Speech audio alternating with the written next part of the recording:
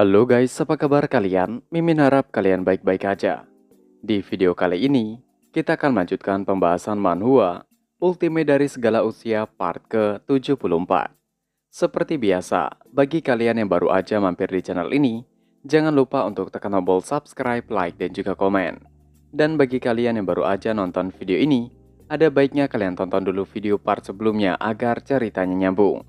Link videonya sudah kami cantumkan di deskripsi video ini. Tanpa berlama-lama, mari kita bahas tuntas. Cerita kita lanjutkan. Di pembahasan terakhir, Yun Xiao di tengah badai debu pelangi masih menyempatkan untuk menyerang Heng Yuan. Karena ia tahu, ketika mereka kembali ke kota Qinghai, ia tidak akan memiliki kesempatan. Itu jadi ia melakukannya di tengah-tengah badai pelangi. Serangan Yun Xiao berhasil menabrak Heng Yuan hingga membuatnya berteriak dan mengerang kesakitan untuk menahannya. Ia berteriak karena tidak bisa memblokir serangan Yun Xiao. Perisai yang ia aktifkan seolah-olah tidak berguna, dan hingga pada akhirnya hancur berkeping-keping. Heng Yuan meraung, merasa sangat marah dan kesal. Dia dengan cepat melakukan gerakan mantra dengan kedua tangannya, dan batu muncul di antara telapak tangan di saat berikutnya. Di bawah tekanan chi primordialnya, batu itu menghantam serangan Yun Xiao yang membuatnya hancur berkeping-keping. Mata Yun Xiao terbelalak saat melihat batu itu. Ia tahu jenis batu itu, maka ia terkejut. Tapi detik berikutnya, batu itu langsung hancur juga. Heng Yuan menghela nafas lega, wajahnya menjadi pucat karena ketakutan, sementara matanya dipenuhi dengan ekspresi kesakitan. Jelas batu itu sesuatu yang luar biasa. Heng Yuan menyayangkan batu berharganya telah hancur. Raut sedih muncul di wajahnya.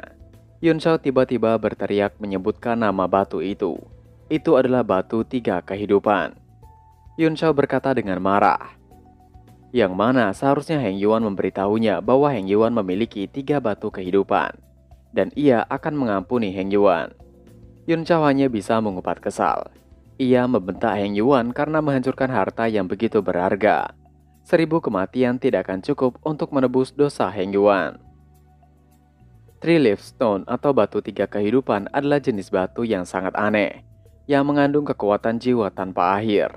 Desas-desus mengatakan bahwa seorang manusia pernah menemukan batu 3 kehidupan dan meletakkannya di samping bantalnya ketika dia kembali. Dia memimpikan kehidupan sebelumnya, kehidupan sekarang dan kehidupan masa depan. Total 3 kehidupan. Ketika dia tidur pada malam yang sama, yang memberi nama batu itu. Nilainya bahkan lebih besar dari naga banjir ungu 9 nonatus. Heng Yuan jelas tidak mengetahui asal-usul batu tersebut. Dia telah membelinya dari pedagang. Dan karena ia merasakan ada kekuatan jiwa yang besar di dalamnya, dia membawanya sepanjang waktu untuk mempelajarinya. Dia telah melepaskan kekuatan jiwanya sekarang untuk menyelamatkan hidupnya. Setelah batu itu meledak, sejumlah besar kekuatan jiwa menyebar, menerbangkan kabut pelangi di sekitar Heng Yuan dan membentuk zona aman. Heng Yuan terlihat menangis akan hidupnya yang terancam. Saat dia merasa sedikit lega, dia mendengar suara mendesing yang tajam. Dia mendongak dan tersentak saat ia langsung berkeringat dingin. Dia melihat Yun Xiao memasang wajah gelap dan ekspresi garang, dengan bola kristal merah muda yang berukuran raksasa berputar di kepalanya. Itu tumbuh lebih besar dan lebih besar lagi dan menghasilkan suara memekakan telinga. Hati Heng Yuan tenggelam saat melihatnya. Saking ketakutannya, Heng Yuan segera berteriak pada Yun Xiao. Mereka bisa membicarakannya. Seorang pria gentle tidak menggunakan kekuatan. Mereka ditakdirkan untuk bertemu satu sama lain dan bernegosiasi.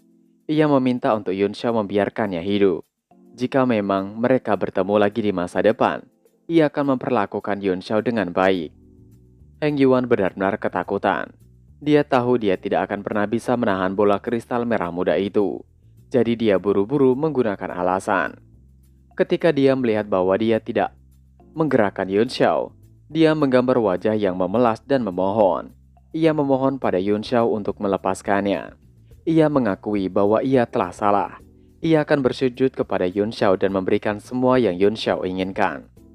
Sekali lagi, ia memohon untuk menyelamatkan hidupnya yang menyedihkan itu. Tiba-tiba Duan Yue telah sampai di tempat pertarungan. Ia terkejut karena sepertinya ia ketinggalan berita. Dengan segera Duan Yue mendekati Heng Yuan dan memakinya sebagai pengecut. Namun makian itu tidak Heng Yuan sangkal. Ia membenarkannya. Ia mengakui bahwa ia adalah seorang pengecut. Dan ia memalukan bagi semua martial emperor. Heng Yuan berkata dengan tergesa-gesa. Menurut Heng Yuan, Duan Yue benar apa yang dikatakan tentangnya. Heng Yuan meminta untuk Duan Yue membantunya berbicara dengan Yun Shao. Meminta Yun Shao untuk mengampuninya. Saat mereka kembali, ia akan melayani. Mereka berdua seperti seorang pelayan. Duan Yue dan Yun Shao mendengarnya serempak mengatakan sangat menjijikan. Yun Shao merasa mual mendengarnya. Dia telah melihat banyak prajurit yang takut kehabisan akal dan takut akan kematian. Tapi ini adalah pertama kalinya dia melihat yang semurah itu. Yun Shao mengatakan bahwa itu benar-benar menjijikan. Heng Yuan benar-benar dari sekte konstelasi. Sebanding dengan pemimpin sektenya yang murahan dan menjijikan juga. Yun Shao tidak akan memberikan pengampunan. Ia melemparkan bola kristal merah muda ke arah Heng Yuan. Bola kristal merah muda secara bertahap melayang ke langit. Tiba-tiba aliran kekuatan jiwa yang hebat keluar dari dahi Yun Shao dan mengenai bola kristal seperti palu. Menjatuhkannya seperti bola bisbol dan memenuhi udara. Melihat itu, hati Heng Yuan langsung tenggelam ke dalam jurang. Heng Yuan berteriak memaki Yun Shao. Ia berjanji tidak akan membiarkan Yun Shao lolos begitu saja, bahkan jika ia mati. Heng Yuan mengeratkan giginya dengan putus asa. Matanya dipenuhi dengan tatapan berbisa. Heng Yuan segera mengatakan, "Bukankah Yun Shao menginginkan naga banjir? Maka Yun Shao bisa terus bermimpi jika begitu." Heng Yuan mengeluarkan naga banjir yang ukurannya telah mengecil. Dengan enggan, Heng Yuan menghancurkan kepala naga banjir. Tubuh binatang itu berkerut kesakitan. Heng Yuan mengatakan, karena Yun Shao ingin menghabisi dirinya, ia tidak akan membiarkan Yun Shao mendapatkan apapun darinya. Ia berteriak, jika ia tidak bisa memilikinya, maka Yun Shao pun tidak akan bisa memilikinya juga. Seketika, ledakan bola kristal terdengar sangat nyaring. Bola kristal Yun Shao menabrak lengan Heng Yuan dan meledak. Debu kristal itu berubah menjadi seperti api yang membakar tubuh Heng Yuan. Itu meleleh ke dalam tubuh Heng Yuan begitu menyentuh kulitnya. Hanya dalam sekejap, seluruh tubuh Heng Yuan berubah menjadi merah muda dan pupil matanya berangsur-angsur membesar, menunjukkan ekspresi ketakutan yang hebat. Dengan tatapan kosong, dia melayang di udara dan sepertinya sudah tenang. Selain berubah menjadi merah muda di sekujur tubuhnya, sepertinya tidak ada yang aneh darinya. Ia bingung, mengapa ia tidak musnah. Tapi tiba-tiba matanya terbelalak dan jatuh. Yun Shao dan Duan Yue bertukar pandang dan mulai mengamati dengan kewaspadaan tinggi. Mereka belum pernah melihat orang menyerap begitu banyak kabut pelangi. Ekspresi Heng Yuan aneh menjadi kosong dan kemudian berangsur-angsur berubah. Tiba-tiba sebuah senyuman menyapu bibirnya, tampak aneh dan dingin, mengejutkan Yun Shao dan juga Duan Yue. Mereka berdua benar-benar tidak bisa memikirkan apa yang sebenarnya terjadi untuk saat ini. Suara tawa tiba-tiba bergema berulang kali. Itu adalah suara tawa Heng Yuan. Setelah tertawa beberapa menit, dia menjadi tenang. Dengan tatapan aneh, dia melirik Yun Shao dan juga Duan Yue di saat bersamaan. Ia mendengus dingin dan berkata dengan suara serak bahwa Yun Shao dan Duan Yue adalah sepasang orang yang aneh. Duan Yue yang seorang martial emperor yang disegel, dan Yun Shao seorang alkemis tingkat keempat di usia 15 tahun. Ekspresi Yun Shao dan Duan Yue berubah drastis, dan keduanya meningkatkan kewaspadaan mereka ke level tertinggi. Tapi, tatapan jijik muncul di mata Heng Yuan. Heng Yuan melemparkan tangannya ke samping dan membuat lorong di kabut pelangi yang akan ia gunakan sebagai jalan. Dan di detik berikutnya, Heng Yuan melesat dengan kecepatan luar biasa dan tidak terlihat lagi. Duan Yue tercengang dan jantungnya berdebar kencang. Heng Yuan memberinya terlalu banyak tekanan sekarang, dan pandangan itu saja hampir membuatnya pingsan. Ia terbata-bata menanyakan kepada Yun Shao apa yang sebenarnya terjadi. Yun Shao tidak menjawab. Ia terdiam untuk beberapa saat. Yun Shao melihat ke arah di mana Heng Yuan menghilang. Wajah Yun Xiao berubah menjadi sangat serius saat dia mengatakan bahwa Heng Yuan telah dirasuki oleh seseorang. Duan Yue terkejut di saat ia berteriak ngeri. Apakah benar-benar ada metode jahat di dunia ini? Ia selalu berpikir itu adalah rekayasa. Yun Xiao terdiam sejenak ketika mengatakan bahwa orang yang memiliki tubuh Heng Yuan jelas memiliki kekuatan jiwa yang sangat kuat. Ia meminta Duan Yue melihat bagaimana kabut pelangi didorong belasan meter darinya kemanapun dia pergi. Yun Xiao meneruskan, bahkan ia tidak bisa melakukan itu. Duan Yue terkejut. Kekuatan jiwa Yun Xiao pasti telah mencapai tingkat alkemis tingkat 4. Dan itu berarti kekuatan jiwa orang tersebut setidaknya berada pada tingkat alkemis kelima. Duan Yue menelan kata-katanya dan mengatakan dengan susah payah, mungkinkah orang itu adalah seorang alkemis? Yun Xiao mengangguk dan mengatakan bahwa sangat mungkin orang itu adalah alkemis. Secara umum, hanya alkemis yang akan mempraktikkan teknik seperti itu, karena jiwa mereka cukup kuat untuk meninggalkan tubuh mereka dan hidup secara mandiri. Yun Xiao kemudian ingat bahwa dia juga telah berinkarnasi di Tianshui setelah kematiannya di pegunungan Tiandang. Tapi itu pasti karena teknik ilahi ekspansi besar. Gretian yang sangat luas, dan tidak ada orang yang bisa menjamin bahwa tidak ada teknik kultivasi lain yang lebih ajaib daripada teknik ilahi ekspansi besar. Orang itu memberi Yun Xiao rasa ancaman yang sangat kuat. Untungnya, Heng Yuan terlalu meremehkan Yun Xiao dan Duan Yue. Jika tidak, mereka tidak akan bisa kembali ke Qinghai. Yun Xiao menghela nafas dalam-dalam. Ia mengatakan bahwa orang itu seharusnya hidup dalam kabut pelangi dalam bentuk jiwa, sampai dia merasuki tubuh Heng Yuan dan mengambil alihnya. Dunia ini begitu besar sehingga segala sesuatu yang aneh mungkin terjadi. Semakin banyak Duan Yue mendengarkan, semakin terkejut dia. Dengan ketakutan ia mengatakan, akankah ada jiwa-jiwa lain yang hidup dalam kabut pelangi itu? Yun Xiao menimpali bahwa tidak ada yang tahu. Yun Xiao mengatakan bahwa mereka cukup beruntung. Orang itu tidak mengejar mereka. Sebaiknya mereka berdua segera mencari naga banjir yang dihancurkan oleh Heng Yuan tadi. Karena itu sangat berharga. Yun Xiao segera melesat pergi, meninggalkan Duan Yue di sana. Karena ketakutan, Duan Yue berteriak untuk menunggunya, dan dia buru-buru terbang mengejar Yun Xiao. Sepanjang jalan, Duan Yue dalam keadaan ketakutan, karena dia merasa seolah-olah jiwa-jiwa yang berkeliaran sedang menatapnya di mana-mana. Setelah tidak jauh, Yun Xiao menemukan naga banjir. Kepalanya benar-benar hancur, hanya menyisakan tubuhnya saja, yang sudah berubah menjadi merah muda.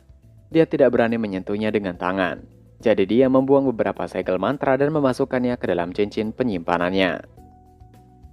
Dengan hati-hati, mereka melewati kabut pelangi. Tidak ada yang terjadi setelah itu, dan mereka segera keluar dari kabut untuk melihat laut biru yang luas. Duan Yue menarik nafas dalam-dalam dan meraung gembira. Akhirnya ia kembali. Suaranya menyebar dengan kuat dan mengguncang laut, memicu gelombang besar yang menggulung ke kejauhan. Tiba-tiba ada suara yang mengejutkan mereka, yang mana suara itu mengatakan, siapa yang membuat kebisingan dan mengganggu perburuan sekte Infinity? Yun Xiao dan Duan Yue menoleh ke belakang dan mendapati adanya kapal-kapal terbang di atas mereka. Duan Yue tertawa bahagia ketika mendengar nama sekte Infinity, karena itu menandakan ia benar-benar telah kembali dan sampai di Qinghai. Duan Yue sekali lagi tertawa terbahak-bahak. Seorang pria berteriak dengan marah. Ia tidak percaya Duan Yue masih tertawa. Apakah Duan Yue tahu berapa banyak waktu yang mereka habiskan untuk bersiap menghabisi sapi emas? Hanya persiapannya saja yang memakan waktu 3 bulan. Belum lagi bahan dan teknik rahasia yang tak terhitung jumlahnya yang terlibat. Tapi, auman Duan Yue telah menghancurkan segalanya. Pria itu mencoba meminta pertanggungjawaban Duan Yue. Bagaimana Duan Yue ingin memberikan kompensasi kepada mereka. Mata Duan Yue menjadi dingin, dan sedikit senyuman muncul di sudut mulutnya. Ia mengatakan, apakah mereka ingin kompensasi? Dengan segera seorang wanita di antara orang sekte Infinity langsung membungkam mulut rekannya tadi. Dia tidak bisa merasakan basis kultivasi Duan Yue, yang hanya berarti bahwa kekuatan orang asing itu jauh lebih besar dari mereka. Keringat dingin langsung bercucuran di dahinya. Dia naik dan menarik pria pertama kembali saat dia mengedipkan matanya dan berkata dengan hati-hati pada Duan Yue. Ia meminta kemurahan hati Duan Yue agar tidak terganggu oleh apa yang dikatakan oleh rekannya tadi. Mereka memang telah menghabiskan banyak upaya dalam persiapan untuk berburu sapi emas, dan mereka merasa sakit melihat semua kerja keras mereka hancur. Namun itu tidak ada hubungannya dengan Duan Yue. Mereka hanya kurang beruntung. Pria tadi mendengus tampaknya tidak yakin dan mengatakan dengan marah. Mereka telah membeli ribuan jimat tak terhitung dan tak terlihat hanya untuk menyembunyikan 10 kereta terbang mereka. Wanita tadi kesal dan menunjang wajah rekannya yang tidak bisa menilai keadaan. Tapi terlambat, wanita itu merasakan tekanan yang besar berasal dari Duan Yue. Duan Yue melayang ke atas lebih tinggi. Itu mengejutkan dan membuat panik semua orang. Aura Duan Yue lebih kuat dari yang mereka duga. Pria yang berbicara itu sangat ketakutan hingga dia mundur berulang kali, sambil menghunus pedangnya dan membuka segelnya dalam sekejap. Orang-orang yang lainnya tidak tinggal diam. Mereka berusaha melarikan diri dengan kecepatan penuh menuju kereta. Berniat untuk bergabung dengan kekuatan mereka untuk meningkatkan peluang mereka guna untuk menang. Berburu sapi emas, mereka telah berlatih teknik terpadu berkali-kali. Selama mereka bisa kembali ke kereta mereka, mereka akan mendapatkan pertahanan hidup mereka. Ketika Duan Yue telah mendapatkan ketinggian yang ia inginkan, Duan Yue mengangkat tangannya. Massa api putih berangsur-angsur muncul di telapak tangannya dan perlahan membentang lebih lama ke Heavenly Halberd sambil memancarkan aura menakutkan. Salah satu pria itu tersentak melihat Duan Yue. Ia mengatakan sepertinya Duan Yue akan menghancurkan kereta mereka. Sedangkan wanita tadi mencoba untuk menenangkan Duan Yue. Ia menanyakan alasan Duan Yue ingin menghabisi mereka, sedangkan mereka sama sekali tidak mengenal. Duan Yue menutup telinga terhadap mereka dan mendorong tangan kanannya ke bawah. Segera, Heavenly Halberd berubah menjadi seberkas cahaya dan melesat lurus ke bawah. Orang dari Sekte Infinity sudah bersiap akan kemungkinan buruk yang terjadi. Tapi serangan Duan Yue hanya melewati mereka. Seketika, seekor monster lautan seperti sapi melompat keluar dari dalam air ketika serangan Duan Yue tepat berada di depan matanya. Sapi laut berukuran raksasa itu menyerang terbang ke arah Duan Yue. Orang-orang dari Sekte Infinity terbelalak melihat ukuran sapi laut yang begitu besar terbang di hadapan mata mereka. Sapi laut emas itu menggunakan pelindungnya untuk mencegah serangan Duan Yue menembus tubuhnya. Namun sayang, penghalang itu tidak cukup kuat. Halberd Duan Yue menembusnya dan menghujam kepala sapi emas itu di udara. Adegan slow motion seakan diperlihatkan. Dan akhirnya, sapi emas itu terlempar kembali ke dalam laut setelah dikalahkan. Duan Yue mendengus. Menurutnya itu sedikit sulit karena api putihnya tidak meledak. Para murid Sekte Infinity mulai panik. Mereka tidak percaya bahwa kekuatan Duan Yue begitu mengerikan. Mereka dengan tidak pintarnya mencoba menggabungkan kekuatan untuk melawan Duan Yue. Tapi untungnya mereka tidak dapat melakukannya, atau mereka akan menjadi asap sekarang. Gumpalan asap putih bercampur dengan gumpalan cairan merah mulai menyebar di permukaan air. Bahkan, sementara itu, hembusan angin laut menyebarkan asapnya, memperlihatkan seekor sapi emas besar mengambang di lautan. Ada luka besar di kepalanya. Semua murid dari Sekte Infinity tidak percaya Duan Yue mengalahkan monster laut itu hanya dengan satu serangan. Pujian terus terdengar di telinga Duan Yue. Itu telah membalikan suasana hatinya menjadi sedikit bahagia. Duan Yue mengatakan, apakah sapi emas itu cukup untuk memberi mereka kompensasi seperti yang mereka katakan di awal? Kedua murid itu terkejut ketakutan. Murid wanita itu mengatakan untuk Duan Yue tidak bercanda. Sapi itu dikalahkan oleh Duan Yue. Mereka tidak bisa menerimanya begitu saja. Yang perlu Duan Yue lakukan adalah melepaskan mereka saja. Duan Yue seolah bersikap keren mengatakan, dia bukan pengganggu, dan meminta mereka segera membawanya dan pergi dari sana. Murid pria tadi sepertinya mengetahui identitas Duan Yue dan mengatakan, bukankah Duan Yue telah binasa di lautan? Duan Yue marah dan mengeratkan giginya. Ia berteriak, omong kosong apa yang murid itu katakan. Murid wanita segera menghentikan rekannya yang membicarakan omong kosong.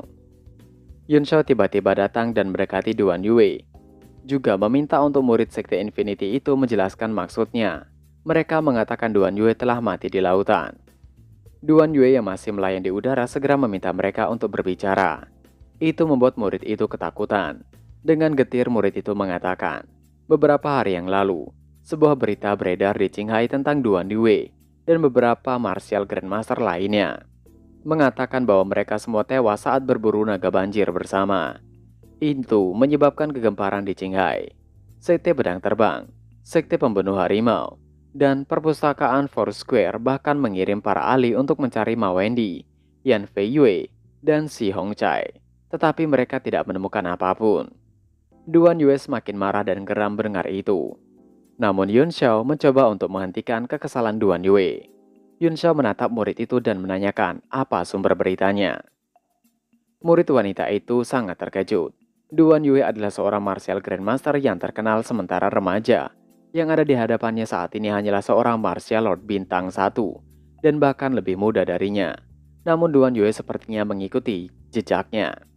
Murid wanita itu menebak mungkinkah Yun Shao menjadi murid dari negara adidaya. Murid wanita itu mempercayai apa yang ada di pikirannya. Jadi ia berkata dengan cepat dan penuh hormat bahwa sumber beritanya adalah seorang ahli dari Sekte Konstelasi. Dikatakan bahwa orang tersebut menyaksikan seluruh pertempuran dari kejauhan. Dan untungnya dia jauh darinya, jadi dia selamat. Setelah mendengar penjelasan itu, Yun Shao berterima kasih atas beritanya. Ia juga memberikan sapi emas itu. Ketika murid wanita itu mencoba untuk menolak, Yun Shao segera menoleh dan mengatakan dengan suara dingin, jika mereka menolak lagi, ia bisa berubah pikiran dan menghabisi mereka semua.